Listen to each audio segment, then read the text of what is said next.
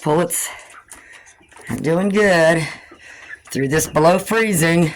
It's not even going to get above freezing today, but you know, it's not below zero or nothing like that. I think it's like 11. It's going to get in the 20s. Huh? You doing good?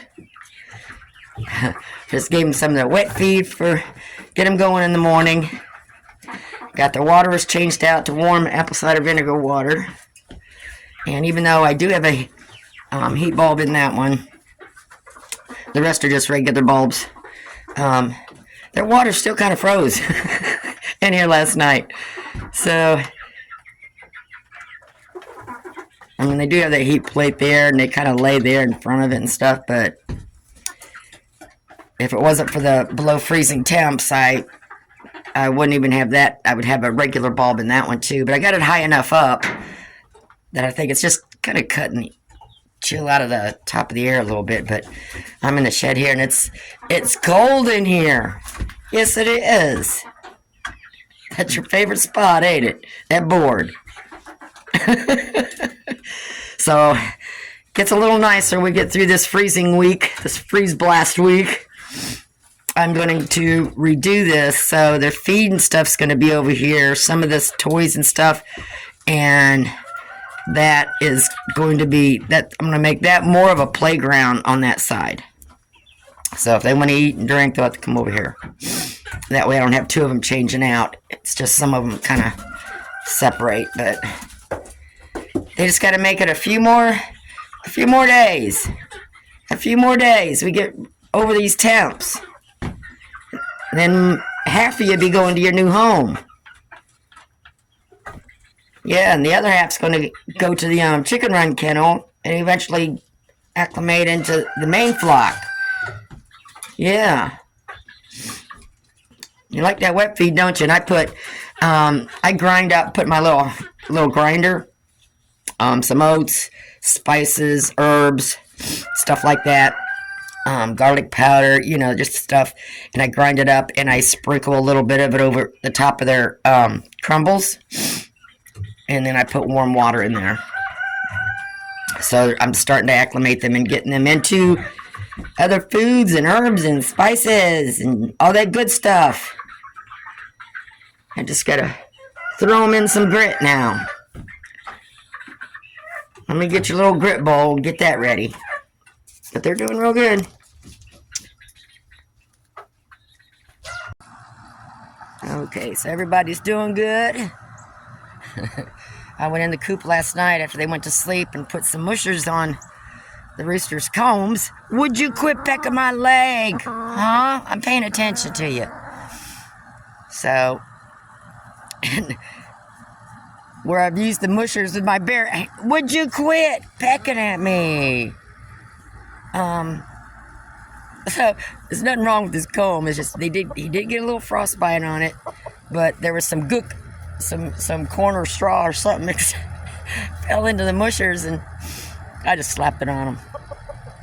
You know, sometimes it gets dirty inside the salve and stuff, and I had it out here in the coop, and it got real cold, so I left it in my pocket for a couple hours before I went out there, warmed it up. So.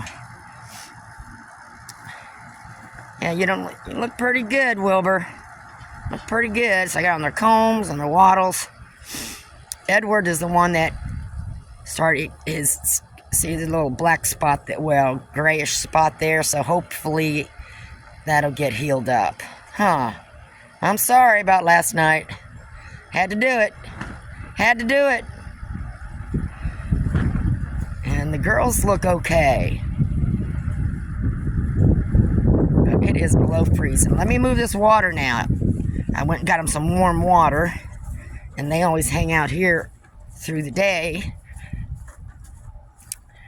These are my summer pullet kennels, but through the winter, I just let the adults play around in here.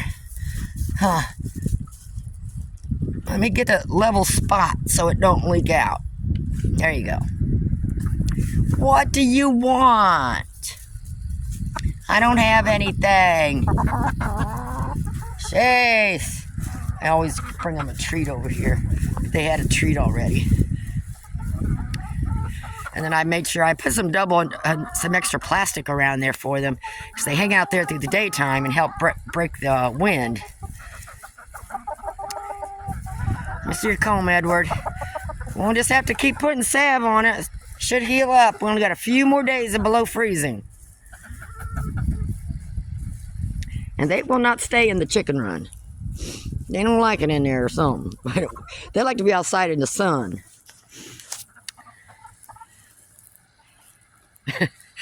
Edward, I think I had a little piece of straw or corn in that salve. Got it stuck to your comb. Oh well. We'll just have to keep doing that till they get better. That salve that I got on them mushers should last them a couple of days or more. So I just got to keep an eye on it. Hopefully by then we'll get back above freezing. I think we got like I don't know, maybe 3 more days, but you know how weather is. Changes. Okay. Everybody looks good. And I gave them some scratch corn this morning. Get them going.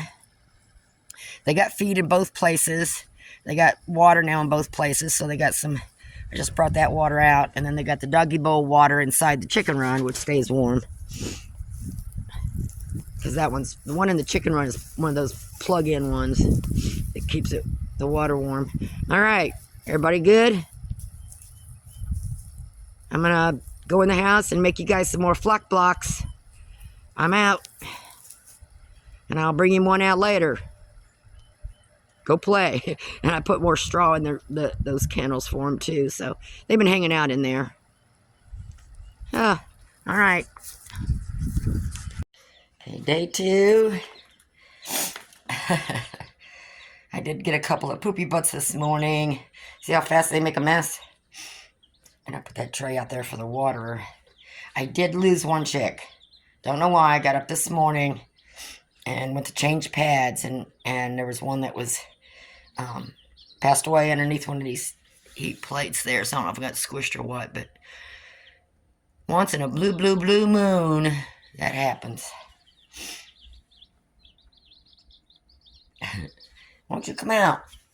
What are you guys doing underneath there?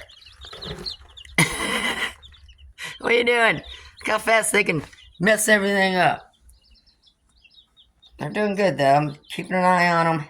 And like I said, they were all fine last night, because I lifted that up, checked everybody's fine, got up this morning, and the one was gone. So, and of course, it had to be a Buff Orpington, which is what somebody was wanting. But, you know, that happens, so. What are you doing back there? I took everything else out of here. I gave him some room to run around. I did build him a little baby perch and sealed it, but I want to wait a few days before I put it in here just to make sure. I got to sand it a little bit yet before I get it in here.